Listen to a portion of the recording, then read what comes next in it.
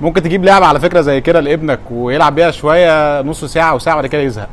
وممكن تجيب حاجه تفضل معاه طول حياته وتبقى صاحبه وتحميه وتحسسه يعني بحاجات انسانيه هو ممكن ما يحسهاش مع لعبه صامته زي كده.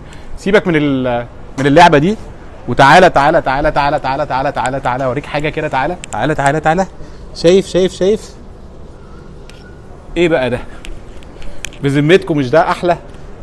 يكبر مع ابنك ويحسسه يعني بقد ايه قيمه الروح وقيمه يعني القيمه الانسانيه في التعامل مع الحيوانات، ويعلي مستويات الانسانيه عنده.